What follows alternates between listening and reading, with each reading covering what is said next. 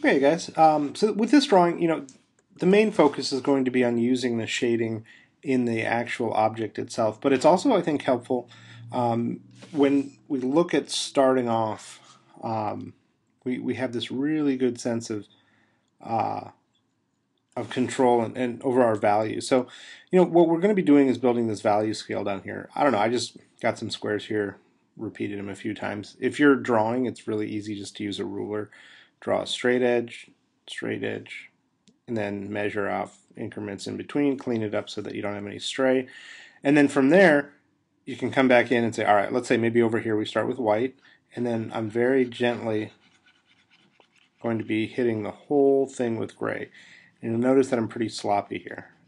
You don't have to be really controlled at all, but I don't know, as long as it looks clean in the end, which it will. Okay, so I've got a nice light gray, and the reason I do this is because what happens a lot of times is people will start these value scales, and they'll come in and they'll just say, all right, I'm going to do 100% white, 90% white, 80, and then they'll just finish one square.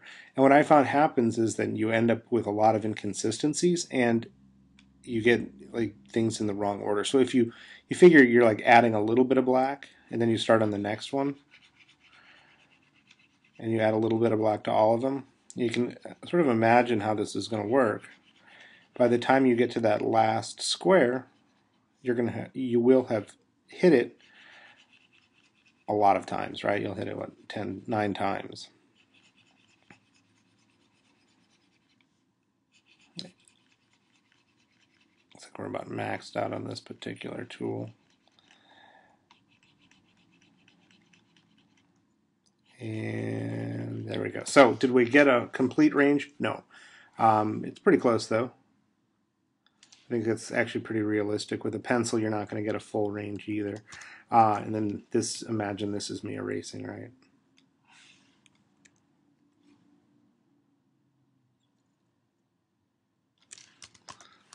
Okay, so once your pencil has been done, it's going to look something like this. And I recommend doing it the way that I just showed you, by using,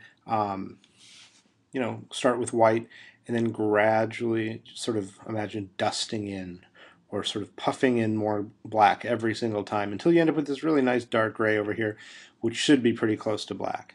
And then from there, then we start looking at the subject matter, start light. Get that circle in there. That's pretty close. You're gonna have that shadow back there. You're gonna have probably some shadow down like so. Highlight will eventually be up here, and then same sort of process I think that you started with on the bottom, or yeah, the bottom here. Start working it in. Start get the whole thing where it's going to be light. Start getting that added in, nice and even. And then one of the nice easy ways, and actually not having a pencil and doing it digitally here, I think gives you you can watch the movement of my pencil here pretty nicely, and you'll see you want to randomize it. If you make really consistent lines the whole time, it's going to create less smooth transitions. So real quick, let's get rid of that highlight because we're about there.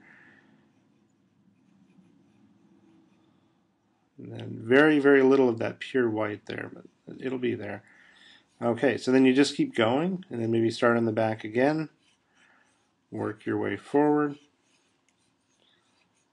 And that shadow in there.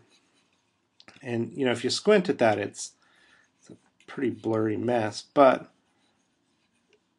we would eventually get it completely built up into a nice, smooth sphere, which I'm going to pause the video, and I will be back in a few minutes. Okay, so after about, 5 minutes of drawing here, I think we're at a pretty close place. Still pretty rough. Could go back in, clean it up a little bit, but this is what we're looking for: value scale, drawing of a sphere, a little bit of a negative space to keep it from looking like it's floating. So if you have questions, let me know.